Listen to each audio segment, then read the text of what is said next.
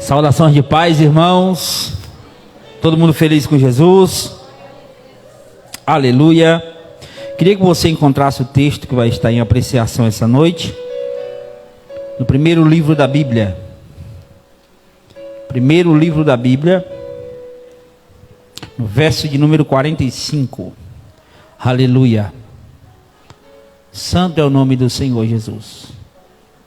Estão me ouvindo bem, todo mundo? Glória a Deus. 45 a partir do verso 5, todos encontraram? Glória a Jesus. Santo é o nome do Senhor.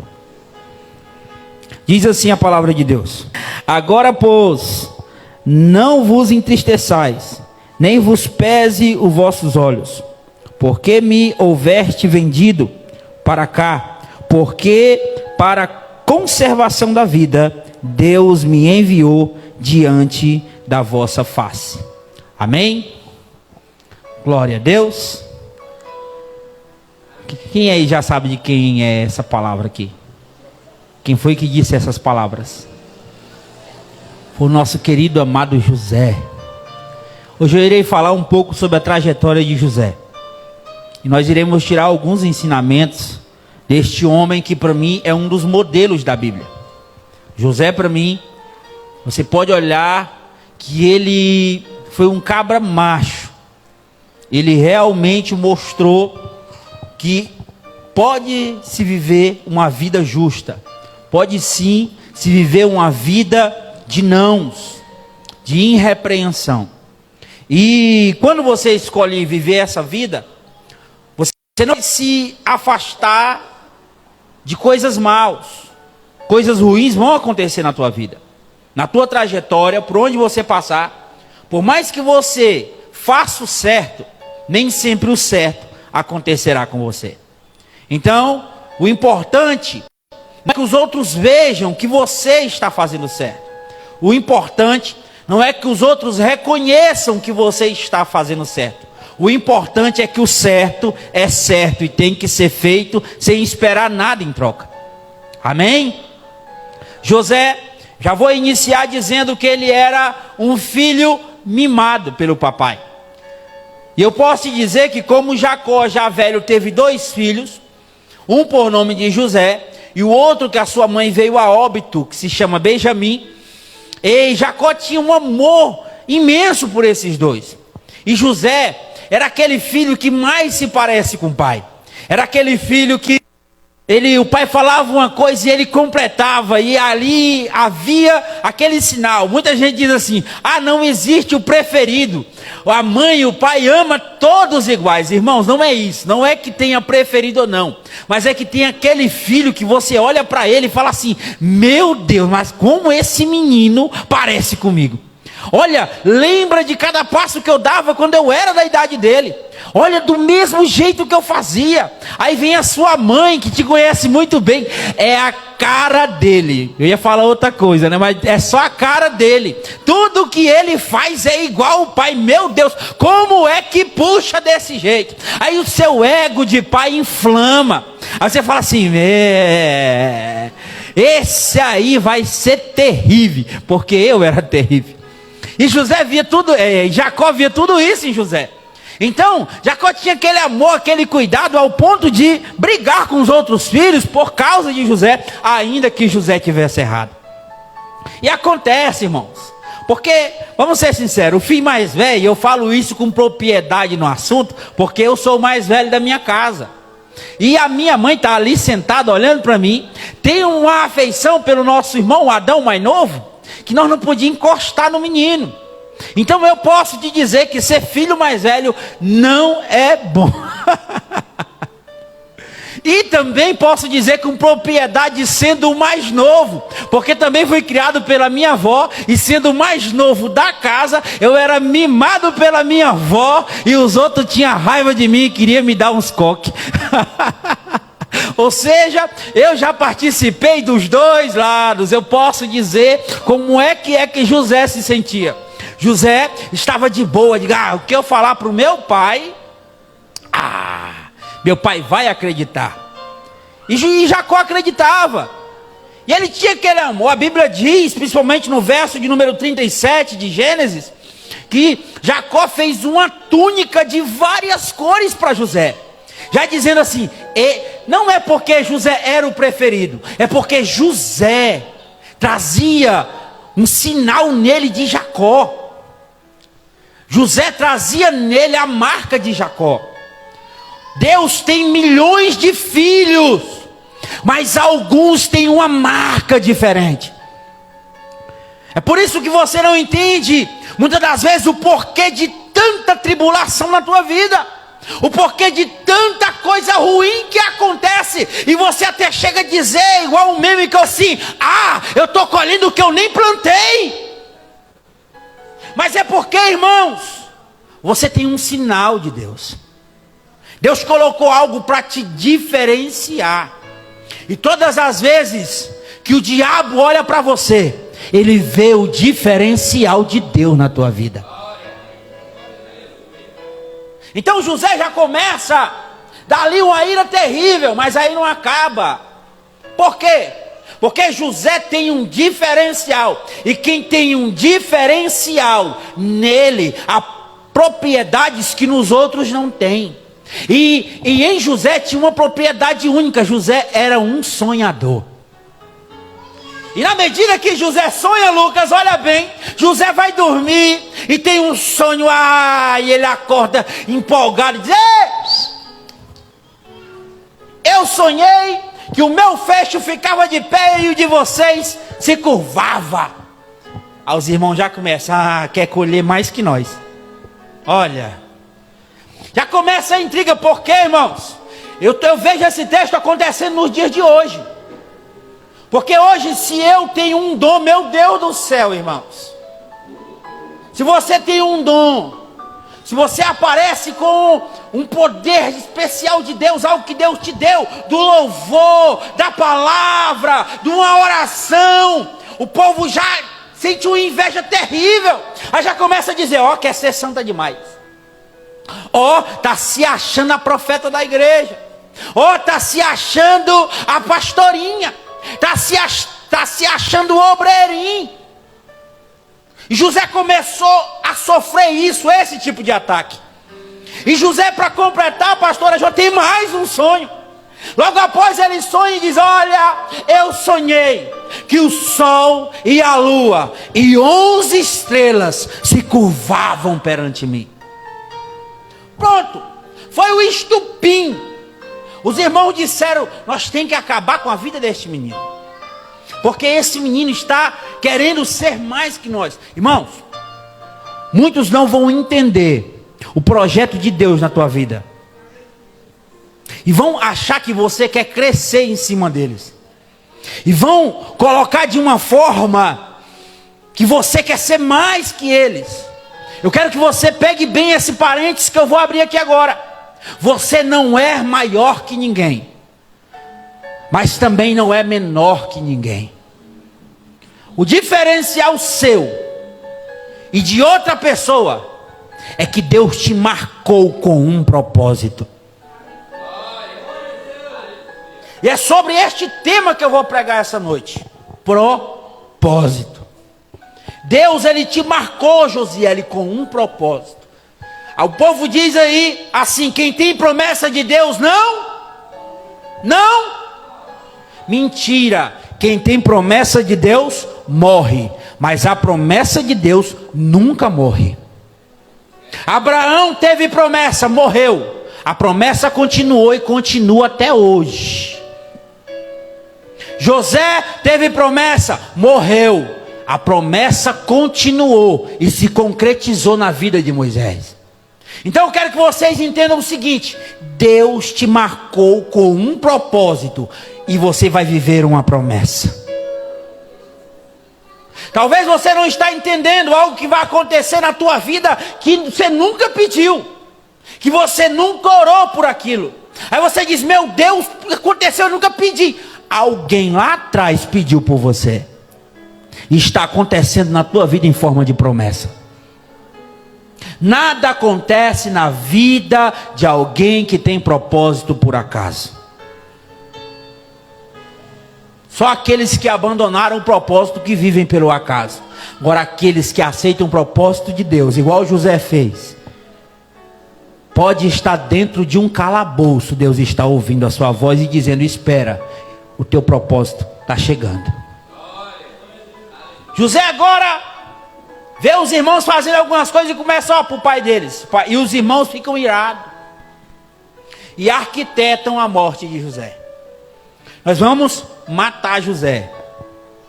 Você tem propósito? Quem tem propósito, enquanto o propósito não se cumprir, não morre. Pastor, mas milhões de pessoas morreram. Irmãos, eu sei que vai ficar pesado o que eu vou falar, mas é Bíblia. Tem pessoas que nascem para ser estatísticas. Morreram 10 mil, morreram 1 milhão, morreram 20 mil. Esse foi o propósito delas, perdoe-me dizer, mas foi. Mas tem pessoas que Deus, igual no início eu falei, marcou para viver o extraordinário na terra. José, o primeiro ato e a tentativa de homicídio contra ele foi jogar ele na cisterna. Na queda poderia ter morrido, mas não morreu. O segundo ato era: não, ele não morreu, nós vai matar. Deus abre o coração de um e fala: não, vamos vender. Já mudou, era para matar, agora vamos vender. E José foi vendido para um comprador de escravos. E vocês vão ver uma coisa que muitos não falam e eu vou te falar. Você, enquanto estiver na dependência de alguém que ora, que jejuma por você, você nunca vai viver o teu propósito. Pastor, o que é isso? Enquanto José estava sobre a mão de Abraão, que estava sobre a mão de Isaac, que estava sobre a mão de Jacó, todos eles, Abraão intercedia por Isaac, Isaac abençoou a Jacó, e Jacó estava com a mão estendida sobre José. Isaac teve que sair. Vamos começar por Abraão, né? Abraão teve que sair do pai. Isaac teve que o pai morrer. Jacó teve que o pai morrer e ele ter que se afastar. José precisava se afastar para viver o extraordinário de Deus. Enquanto você for só um bebezinho que precisa de alguém pôr mamadeira na tua boca para você tomar o leitinho, você não vai experimentar da boa, perfeita e agradável vontade de Deus. Porque é necessário coragem. É necessário coragem para sair do barco e andar sobre as águas. José agora, ele não ia, quem ia deixar? Eu tenho ovelha, eu tenho comida, tenho pasto. Algum de vocês deixaria? Um lugar bom de se viver, uma herança boa para herdar e sairia no mundo? Abraão deixou, mas José não ia deixar, porque José era novo. E quando nós somos novos, quanto mais nós puder tirar dos nossos pais, aí vai tirar: ô mãe, me empresta 10. A mãe nunca mais vai ver esses 10, mas me empresta aí. Me empresta 50, mãe, para mim ir no shopping. José vivia esta idade. Mas só que Deus tinha pressa, porque a fome se aproximava. Então Deus fez o quê? Endureceu o coração dos irmãos. Fez com que José fosse vendido. E José vence a primeira etapa, a de sair do comodismo. Você precisa sair do comodismo. Porque se você aceita onde você está, se você aceita o lugar que você está, se você aceita como as pessoas te tratam, se você aceita essa mediocridade que está sobre a tua vida, você nunca vai passar de nível. Porque é preciso coragem para subir a escada. É preciso coragem. E José chega agora na casa de um homem por nome Potifar, no capítulo 39. E você vai ver, José agora não tem o que, Lucas? Não tem mais a proteção do pai. José não tem mais a vantagem de ter vários irmãos para lutar por ele. José agora está sozinho. José agora está preso. José agora foi vendido. E José agora é escravo de alguém importante. Pastora Tina, e eu te digo com toda certeza, agora José está unicamente dependendo de Deus. E José agora começa a lembrar do que o pai dele ensinava. E a Bíblia diz assim: olha, ensina o teu filho o caminho que deve andar, porque quando ele crescer, não se desviará dele. Isso não está falando, irmãos, acerca de você ensinar seu filho, e seu filho crescer e se desviar ou não. Não.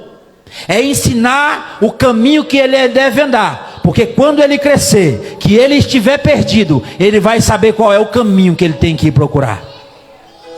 Ele vai saber, eu sei qual é o caminho que meu pai e a minha mãe me ensinou.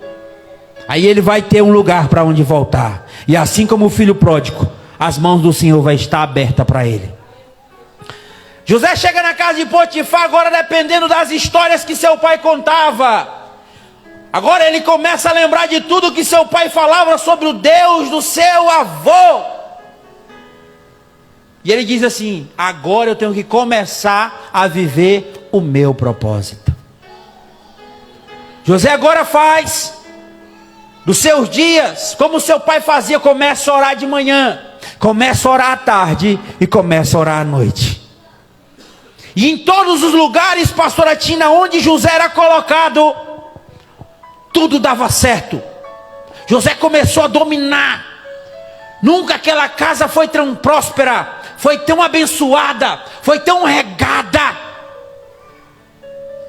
E Potifar começa a ver a diferença daquele jovem, porque quem anda com Deus, ainda que esteja na prisão, é honrado.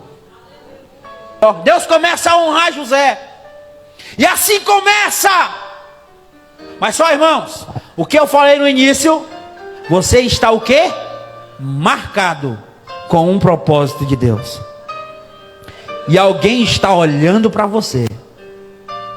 Paulo diz que a nossa luta não é contra a carne nem contra o sangue, mas é contra toda a potestade e principado que estão nas zonas celestes. O diabo está olhando para você. E quando ele olha para você, ele não olha essa pessoa frágil que você é.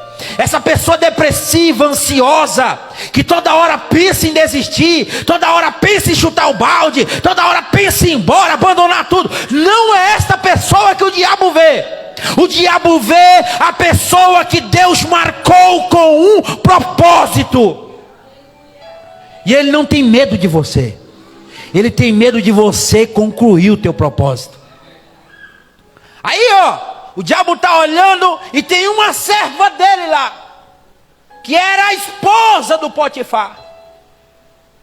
E ela deu em cima do pobre José. E era uma mulher bonita, irmãos.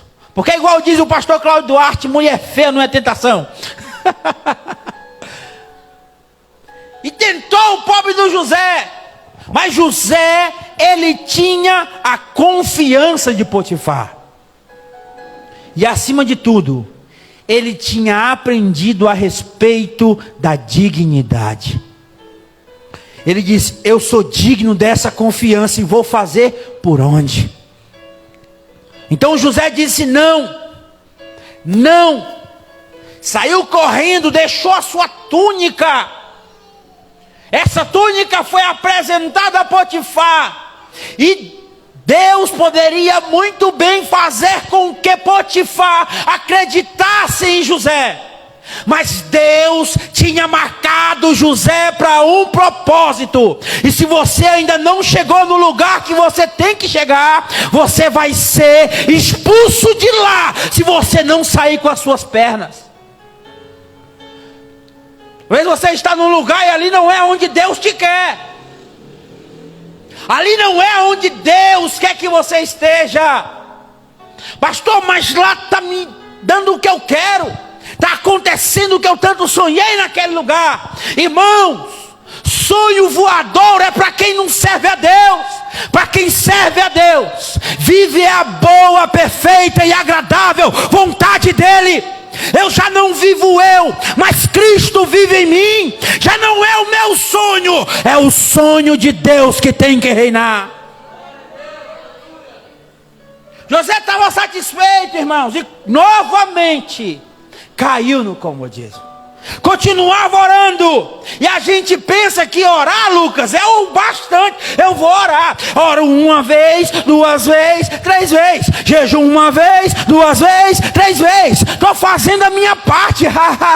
Não é só isso.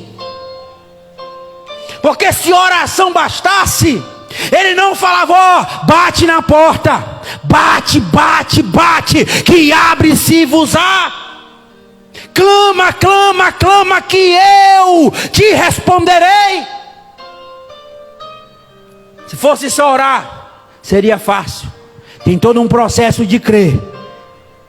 E o processo do crer é que é o mais difícil. Pastor Júnior, José orava, estava vendo tudo prosperar na casa do seu senhor. Ganhou a confiança do mestre. Provou ser digno diante da mulher de Potifar. Deus endurece o coração de Potifar e faz com que José seja preso e lançado no calabouço. Vamos agora rebobinar. Preste atenção. Abandonado pelos irmãos, sangue, família. Abandonado pela família. Então, não se escore em família. Pastor, não se escore em família. Crie vergonha. Você nasceu para ser grande na terra. E não tem como ser grande sendo pequeno. O animal, quando ele desmama, ele sai, vai atrás da vida dele. E hoje tem crente que 200 anos na casa. Irmãos, você quer um propósito? Vá atrás do seu propósito. Vá. Ah, mas o meu pai pode me sustentar. Ei. Pode, irmãos. Mas e o processo? Ou vai ser obrigado Deus fazer como fez com José? Vai ser obrigado Deus fazer como fez com José? Por mim, eu estava na casa da minha mãe. Na casa da minha mãe, eu não pago água, eu não pago luz, eu não pago aluguel, eu como de boa, moço. E olha que a minha mãe nem é rica, mas ela nunca deixou faltar nada, está aqui, ó. Eu passei na casa da minha mãe uma época, foi 1 ano, não foi um ano e pouco, não foi, mãe? Sem fazer nem bico, irmãos. Olha que meu bico já é grande, mas eu não estava fazendo nem bico. E eu olhava para a cara da mãe assim e falava, rapaz, essa véia é bruta mesmo, rapaz. A véia. E eu nunca vi minha mãe reclamar, irmãos. As reclamações da minha mãe é a reclamação de toda mãe. Ai, um dia vocês vão ver que eu vou embora, vou sumir. Quero ver, um dia que eu morrer, onde é que vocês vão estar. Essas eram as reclamações dela. Mas eu nunca vi minha mãe olhar para mim e me chamar, seu vagabundo. Tu não presta. Nunca, irmãos. Ela dizia, meu filho, levanta, vai lá numa entrevista. Meu filho ali está precisando. E eu ia e não abria a porta. Por quê? Porque tudo tem seu tempo. Se você está no tempo, respeite o tempo. Se está dando tempo de estudar, estude. Se está dando tempo de fazer cursinho, faça. Vai em busca. Porque na hora que a porta se abrir, você vai estar apto para passar por ela. Aí, irmãos, José abandonou a família. Quando eu falo em abandonar, irmão, não é lá, não. É não confiar na força da família. Porque você tem que aprender a confiar na força de Deus na tua vida. José agora é abandonado pelo amigo, porque ele tinha amizade com Potifar. Era aquele que ele conversava direto, falava de Deus. E agora é abandonado pelo amigo. A amizade, irmãos, elas têm que aprender a viver sem você. E você tem que aprender a não depender delas. Tem pessoas que têm uma amizade e está orando, Deus me dá. Aí a amizade tem uma condição. A amizade tem uma condição que poderia te ajudar, mudar o teu quadro. Aí você, oh Deus, já está orando, irmãos, pensando que é a pessoa que Deus vai usar para te ajudar. Porque é teu amigo, te conhece, você conta a sua situação para ele. E às vezes, Deus vai usar uma pessoa que nunca te viu para te mostrar que Ele não precisa que você confie em homens para Ele honrar a tua vida. José estava confiando em Potifar. A confiança dele já não estava totalmente em Deus. E Deus falou: não, José, tu ainda não entendeu. Eu quero que tu viva o meu propósito, e não o propósito teu de ser servo na casa de Potifar. José vai para a prisão. E na prisão, mais uma vez, consegue status de liderança. Ele já estava comandando a prisão. Quero que vocês entendam o seguinte, já estou quase encerrando. Agora José está na prisão e vai fazer o que muitos aqui já devem ter feito. Ele vai apelar. Ele vai apelar. Ele revela um sonho do cabra e fala assim: ó, lembra de mim lá? Lembra de mim? Às vezes você está tão no desespero, está tão angustiado, está tão ansioso, que já está pedindo para uma pessoa: por favor, lembra de mim, me ajuda. Por favor. Eu já não tenho mais a quem correr. Eu já não tenho mais a quem pedir. Por favor, me ajuda. Me dá a mão. Você está apelando, irmãos. Deus não precisa que você apele. Deus precisa que você confie que tudo está no controle dele.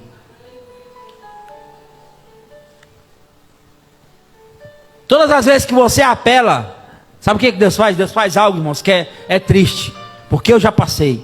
Deus fecha o coração daquela pessoa e ela não te ajuda. E você bate na porta e aquela pessoa não abre a porta. Você clama porque você está apelando e você tem um propósito a ser cumprido. Alguém está olhando para você. Alguém não tira os olhos dos teus passos. Alguém está se inspirando em você. Eu não sou de reclamar de nada, irmãos. Eu reclamo de coisas que eu faço. Eu reclamo de coisas que acontecem em casa. Mas sobre a vontade de Deus eu não reclamo de nada. Eu não culpo a Deus. Por quê? Porque Deus não é culpado de nada de ruim que acontece na minha vida. Porque se realmente eu quisesse que só coisas boas acontecessem, eu só fazia o bem. Eu só pensava o bem. Eu não tinha cometido algum mal na minha trajetória. Sabe aquela lei da semeadura? Ela é a lei mais rápida a acontecer na vida de alguém. Então, quando você for fazer algo, faça plantando nas mãos de Deus e não na mão dos homens. Tem pessoas que vão abençoar você, vão, não vão? E essa pessoa vai te abençoar e vai esperar de você um retorno. Vai esperar de você. Um dia, uma irmã chegou para mim e falou assim: presta atenção. Mas na Valminha ela chegou e falou: eu senti de... Irmão, esse negócio de sentir de Deus, tem hora que dá vontade de dar uns tapas na pessoa. Ó, eu senti de Deus de te dar um valor. E este valor era na casa de 1.000. Eu ralei assim, pastor Amanda, né? 1.000 é 1.000, né? Eu estava precisando de 1.000. Falei: irmã, bebê, venha, né? Falei: Deus tocou na irmã. Irmão, pois você acredita que a irmã veio me cobrar o 1.000? Falou assim: não, você tem que me devolver. Aí eu olhei dentro dos olhos dela, sereno, como eu sou. Mas vocês viram de quê? Sou um homem sério. Andréa. Olhei dentro dos olhos dela, com toda a serenidade, Marcos, que você está vendo aqui nesse meu olhar.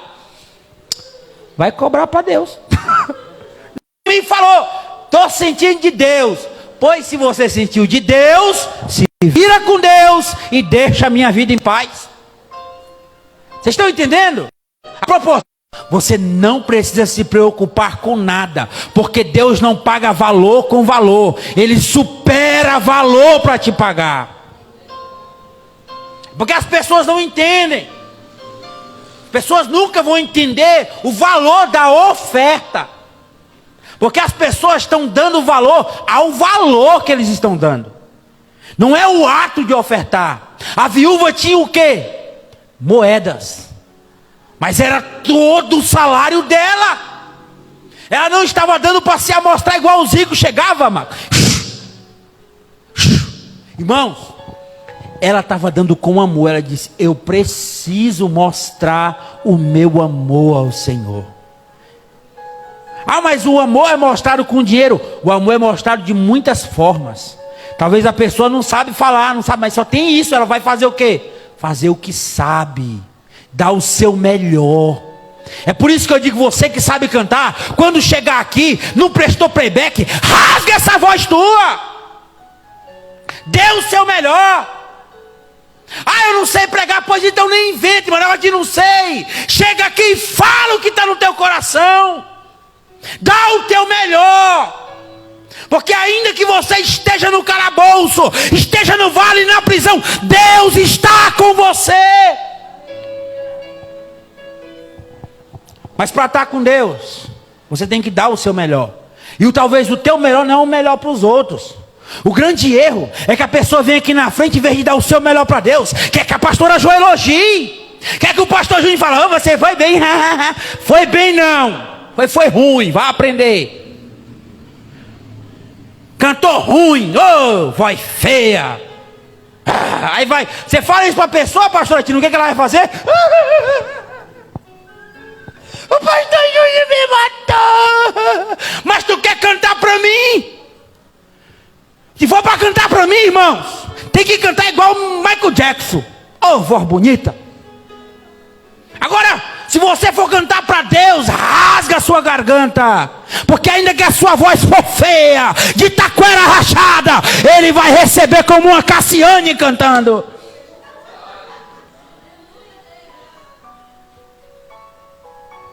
Ah, eu não sei pregar, irmãos. Não é tu saber ou não, é tua obrigação. Chegou aqui, pega o microfone e se convertei, raça de víbora, seus pecadores. Vamos todo mundo se converter, se arrepender. Vamos mudar de vida, mudar de história. Essa é a pregação. Quando demorou? Não. O ruim é que você quer ser um teólogo. Vai estudar, vai fazer faculdade. Porque uma coisa é ser teólogo, outra coisa é ser pregador. Porque pregador traz a verdade da palavra. Lê o texto: Jesus salva, e segura, ó. Jesus salva, Jesus salva. Se você ficar falando só isso aqui, ó: Jesus salva, Jesus salva, Jesus salva, Jesus salva, Jesus salva, Jesus salva, Jesus salva. Sai falando por aí, acabou, pregação perfeita. Agora, se você quer ser o rei das letras, vai para a faculdade, senta a tua bunda numa cadeira e aprende durante 3 anos, ou 4 ou 10. Enquanto tu não entender tudo, não sai de lá. Agora, se você quer falar da palavra, lê a palavra e fala para alguém: ó, Jesus veio e morreu por você. Pronto, irmãos, Ele está com as mãos abertas para te salvar. Pronto, irmãos, é isso que Jesus está dizendo: prega o evangelho. E eu não sei nem porque eu fui para essa área, mas fui, vou voltar. Pega distraído. Ele jamais vai te esquecer. Você está na prisão, tá, Marcos? Está na prisão? Está precisando urgente de um milagre? Tira esse urgente agora da tua vida. Pastor, tira esse urgente. Para de orar dizendo: Deus, um milagre urgente. Rápido, Deus. Irmãos, o salmista: apressa-te, Deus, né? Fala para Deus: Deus, é difícil. Olha a oração que você tem que fazer. Deus, é difícil. Fala desse jeito, irmão. Não tem enrolação. Tem gente que quer orar. Não, irmãos. Fala desse. Deus, é difícil acreditar que isso pode acontecer na minha vida. Mas Deus, se for a tua vontade, faz ela se cumprir. Pronto, irmãos. Tem oração maior? É tudo o que você precisa orar. Tudo que você precisa é orar isso, irmãos, e acreditar nessa oração. Porque o defeito do povo de hoje não está em orar, está em acreditar no que pede a Deus. A pessoa ora aqui, eu oro aqui no círculo de oração dia de segunda, oro no monte na terça, oro no círculo de oração na sexta, oro no culto de quarta na entrada, oro aqui com os irmãos nos cultos, estou orando direto, irmãos. E tem pessoas que em todos estes momentos pedem a mesma coisa. Eu sei que Deus lá em cima fala assim: tu acha que eu já não sei não? Eu sei, calma. É porque tu não leu Eclesiastes capítulo 3. Tudo tem seu tempo. O tempo e a hora vai chegar, e eu vou realizar na tua vida. Vai acontecer sim. Deus está te vendo, e Ele vai realizar na tua vida. Aí José, meus queridos, é chegado o momento dele cumprir o seu propósito. Está na prisão, e o faraó sonha. E quando o faraó sonha, muitos ali tentam. E eu vou dizer, se a gente for olhar o sonho de faraó, é muito simples a interpretação. Você já prestou atenção? É muito simples. 7 espigas, espiga com meu espiga, vaca com meu vaca. Trata-se de, um acontecimento. Mas nem um dos servos que se consideravam mágicos, magos, sábios, deram conta de interpretar. Então foi se chamado José, porque agora era a hora do homem lembrar de José. E quando ele lembra e fala: eu conheço um cabra, ele está preso. Esse sim pode interpretar. Contou todo o acontecido. Ele falou assim, assim e assim aconteceu. Eu estou vivo e o outro morreu. Chama esse homem. José chega perante o faraó. E aqui está o diferencial de quem é marcado com o propósito. Faraó pergunta para ele assim: você pode interpretar o meu sonho? José enche o peito e diz: eu não, mas o Deus a quem eu sirvo tudo pode. Quem é marcado por Deus, que está vivendo o processo, sabe que tudo está no controle de Deus. E José vai e interpreta o sonho de Faraó e se torna o segundo homem mais poderoso do mundo. Do mundo. Porque o Egito era a potência mundial da época. E José se tornou o homem segundo o coração de Deus e segundo o coração de Faraó. Faraó, você pode ler que a história, Faraó nunca revogou nenhuma ordem de José. Ou seja, todas as ordens que José deu foram atendidas. E um dia, alguém chega no Egito. Quem chega no Egito? Os seus irmãos.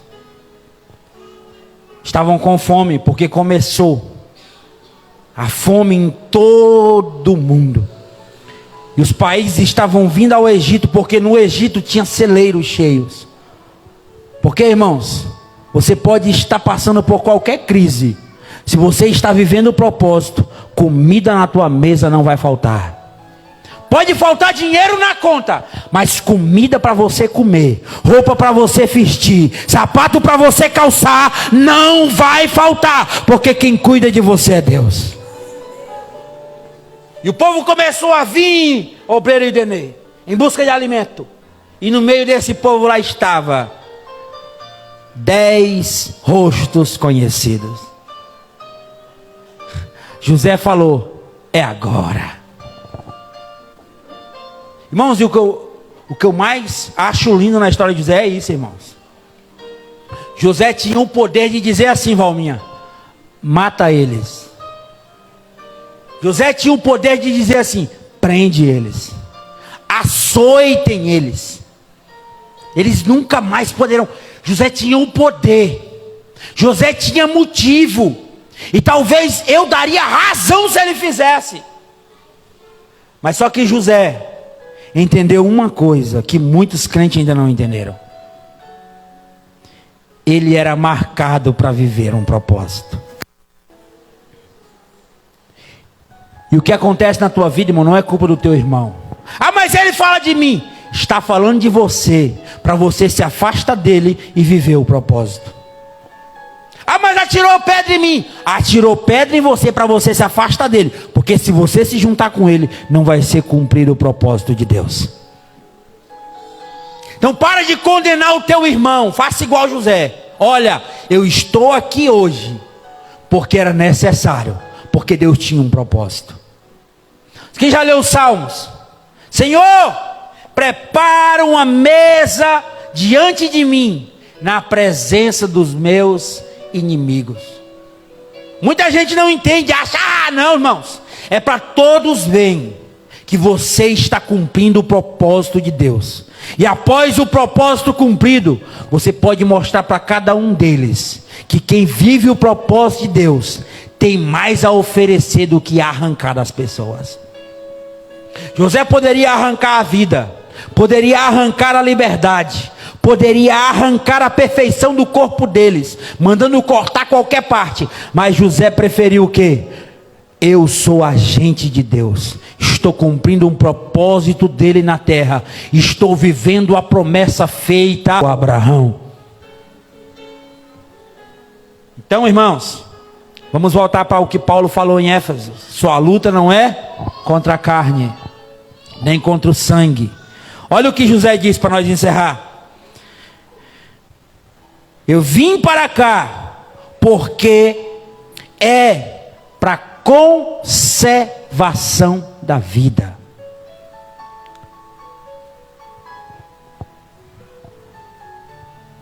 O teu propósito gera vida.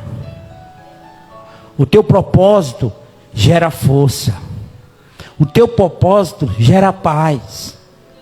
Pastor, mas eu não estou vendo. Justamente, não é você que está vendo, são os outros que estão olhando para você e se alimentando de cada grau que você sobe. Estão olhando para a tua força e estão dizendo, se ela consegue, eu consigo. Porque eu sei a história dela, ela conseguiu, eu vou conseguir também. E nem fala para você, porque tem gente que está aqui, está morrendo lá, não tem coragem de falar. E quando você pega esse microfone e fala, olha, eu sofri isso, sofri aquilo, mas estou aqui firme, vivendo o propósito de Deus. A pessoa disse, eu também vou conseguir, vou me libertar e vou alcançar o propósito de Deus. Não desista. Passe pela cisterna, seja vendido, chegue ao calabouço, suba ao trono, mas lembre-se, você é marcado para um propósito. Então o que importa não é nem tanto a nossa vida, Lucas, porque quando eu entreguei a minha vida para Deus, o que importa é o propósito dele nela. Então, para encerrar a minha mensagem essa noite, eu quero te dizer, viva o propósito de Deus, passo a passo. E quando chegar no momento da lamentação, faça o que Pedro pediu a fazer na sua primeira carta, no capítulo 5 e no verso 7. Entrega toda a tua ansiedade nas mãos do Senhor, porque Ele é quem cuida de vós.